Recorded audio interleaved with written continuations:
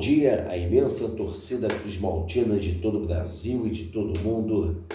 Aqui é Márcio Russo, no canal Russo Vascaíno, pedindo humildemente para você se inscrever no canal, deixe seu like, deixe seu joinha e compartilhe o vídeo aqui para mais amigos cruzmaltinos conhecerem o nosso simples e humilde trabalho. O vídeo aqui é o vídeo que hoje estamos falando aí sobre aquela situação de ontem. A gente fez aí uma entrevista exclusiva aí com o João Carlos Nóbrega e vamos estar passando para vocês o que o João Carlos Nóbrega achou daquela pilantragem de ontem, da situação da 77 Partners, e da proposta vinculante que era para ter saído ontem, que não saiu, mas o Conselho Fiscal do clube passou algumas coisas aí, o que essa diretoria vagabunda do Vasco está fazendo com o clube.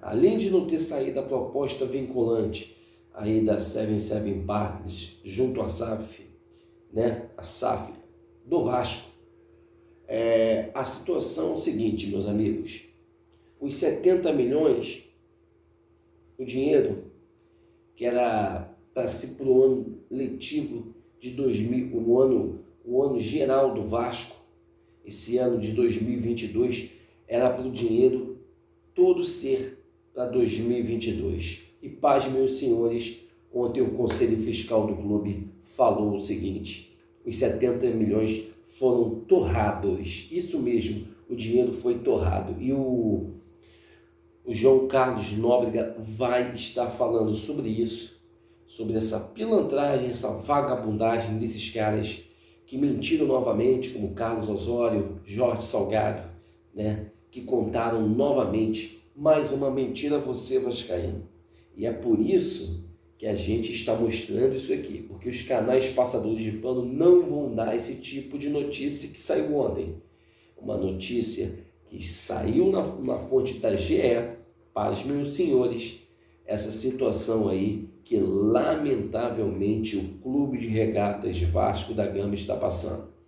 A proposta vinculante, que era para ter saído aí há mais de um mês, não saiu, e o João Carlos Nóbrega vai estar falando sobre tudo, sobre os 70 milhões que foram torrados por esse bando de vagabundos e também essa situação aí da proposta vinculante que ainda não saiu, e o João Carlos Nóbrega vai estar explicando para todos vocês numa entrevista coletiva que eu fiz com ele ontem. Meus amigos, a situação é essa: o Vasco está nas mãos de pessoas que não pensam no Vasco.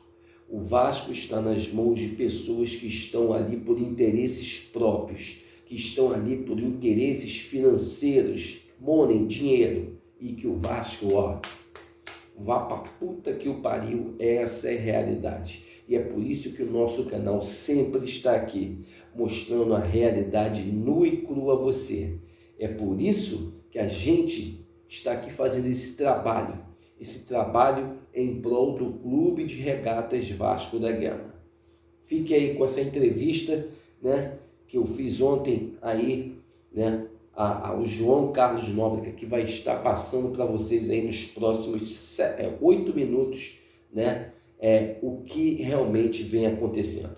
O que aconteceu com a proposta vinculante da SAF, a 77 Partners, que ainda não saiu, a situação dos 70 milhões que foram todos, o dinheiro todinho foi torrado, o dinheiro que era para ter sido todo aí do ano geral aí de 2022, já em 3 meses o dinheiro acabou, subiu, desapareceu, acabou, foi gasto. Essa é a realidade e é isso que a gente quer passar a vocês. Meus amigos, a gente está aqui em prol de um clube. Estamos nessa luta, nessa batalha em prol somente de um clube que a gente ama, o Clube de Regatas Vasco da Gama. É isso que a gente quer passar a vocês. Um casaca no coração de todos vocês, um ótimo dia a todos vocês. Estamos juntos nessa batalha, nessa luta, em prol desse clube que a gente ama, o Clube de Regatas Vasco da Gama. Uma ótima terça-feira a todos vocês. Fique agora aí com João Carlos Nóbrega. Um casaca no coração de todos vocês. Valeu, pessoal. Então, em relação à proposta vinculante, eu não tenho maiores informações, não. Tô exatamente como todo mundo deve estar aí, lendo algumas notas, desencontradas até e tal, algumas notícias. Já acho que estão dando conta de que amanhã vence um novo prazo e que seria feita a apresentação dessa proposta vinculante até amanhã ou até quarta-feira. Acho uma bobagem isso. Talvez até tenha que renovar mesmo o prazo oficialmente, mas prorrogar o prazo, né? Mas não vejo maiores problemas nesse sentido, não. A proposta vai vir em algum momento. Ela vai surgir em algum momento. Pode ser amanhã, quarta, ou daqui a uma semana, duas, sei lá. Isso não é questão, né? Tem uma questão que eles tinham colocado lá no início, todos eles tinham colocado lá no início, que é o negócio da janela, do dia 18 de julho até mais ou menos o final de agosto. Isso, eles estavam com a ideia de que tudo tivesse acertado antes disso, para poder então ir ao mercado, fazer contratação, enfim. Tenho minhas dúvidas se eles vão conseguir, e tenho minhas dúvidas também se não tem um certo corpo mole da própria empresa. Imagina, se é a empresa, aí você vai chegar assim no clube, que está bem colocado, bem ou mal na Série B e tal, e aí você vai chegar e, querendo ou não, tem uma pressão da torcida para você formar um time melhor, mesmo com a boa colocação aí na Série B. Aí você é a empresa e você vai chegar justamente nesse período que te permite fazer contratação. Para quê? Né?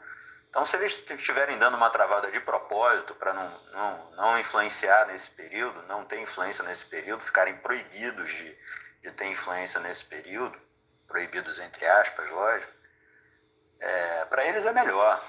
Sua empresa agora também travava para não me responsabilizar pelo que possa acontecer no resto do ano. Né? Então, pode ser que eles tenham dado uma segurada recente por conta disso. É lógico que depois que isso aparecer, essa proposta chegar, vai levar um certo tempo de discussão aí por essa comissão, que eu acho que foi formada já. Aí tem que passar no Conselho Deliberativo e depois tem que passar numa nova Assembleia Geral. Então, a partir do momento que chegar, eu acho que no mínimo assim, um mês, eu acho até pouco, mas no mínimo um mês para a coisa ser resolvida. Isso é uma coisa, a proposta vinculante. A outra é a história do empréstimo, né? Que foi feito lá em março e na reunião do Conselho Deliberativo, que aliás eu votei contra o empréstimo, porque ele estava muito mal explicado, aliás até hoje está mal explicado.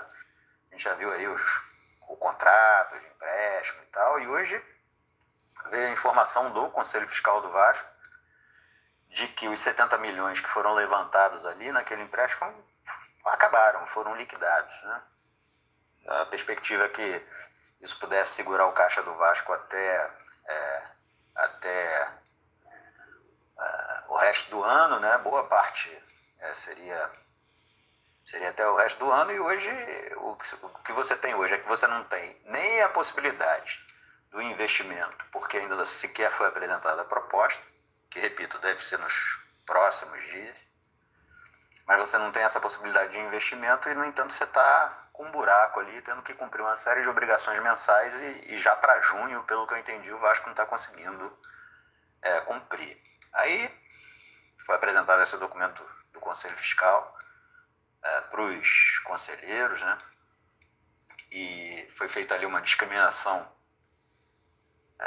razoável, rasteira, mas razoável, de como foi gasto o valor. É notável o pagamento de empréstimos e mútuos, a quitação de empréstimos e mútuos. Certamente, alguns dos beneficiários são atuais dirigentes ou presidentes de poderes e por aí vai. Então, boa parte daquilo foi gasto dessa forma. Então, parece que as pessoas já resolveram seus problemas de ordem, pessoas físicas, né, que tinham emprestado ou investido algum dinheiro no Vasco, já resolveram seus problemas com esse empréstimo, correndo, lógico. E tem outras coisas estranhas, como, por exemplo, a transferência de 1.800.000 de uma conta corrente do Vasco no Bradesco, Vasco Associação, para uma conta corrente Vasco SAF. No mesmo Bradesco, lógico, podem ter criado uma conta com outro nome aí, só para se organizar e tal, mas vamos e venhamos que é estranho, uma vez que você sequer tem a SAF consolidada, né? Ainda tem que passar por 2 votações. Aliás, não existe nem a proposta ainda.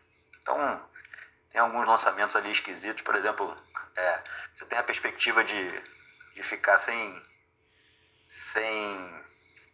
dinheiro, né? Ficar sem ter como quitar seus compromissos no início de junho. Aí você vai lá e 5,5 milhões ou 6 milhões, alguma coisa próxima disso, você pega e investe numa contratação. Não sei se foi parte da contratação do Palácio, que aliás não joga, ou se é algum outro tipo de contratação que eles tinham que pagar, enfim. Mas o fato é que os 70 milhões que deveriam durar aí, dar um lastro para o clube, segundo eles, de caixa, para rodar o caixa do clube até o fim do ano, durou março, abril e maio, 3 meses. Alguns resolveram seus problemas pessoais e o clube está aí de pires na mão de novo. E o que representa isso? Representa que mais uma vez vai ser feito um apelo no sentido de que estamos num tremendo desespero, precisamos concretizar essa questão da SAF imediatamente. Então, você faz as coisas mais uma vez no atropelo, mais uma vez, teoricamente, com a corda no pescoço. Parece até de propósito, não sei nem se mas parece até de propósito, justamente para botar as pessoas contra a parede. Novamente elas vão votar sendo enganadas, sabendo que estão sendo enganadas, digo especialmente no Conselho Deliberativo, e mais uma vez vai acontecer de que uns 10 ou 15 vão votar contra, como é o meu caso, porque eu já sei o que está por trás disso, e vou votar contra, mas o que vai acontecer mais ou menos é isso. Então, uma coisa é a história da proposta vinculante, que deve chegar por aí. Acho que está atrasando um pouco de propósito. A própria empresa quer se livrar dessa janela do meio do ano, quer se livrar dessa responsabilidade. E a outra coisa é a história do empréstimo que foi feito também junto a essa empresa, mas que a previsão era de você cobrir o caixa para o ano inteiro e em 3 meses o dinheiro evaporou. Mais ou menos isso, tá bom? Um abraço. Agora vamos anunciar o pior presidente da história do Vasco da Gama. E o vencedor é Jorge Salgado.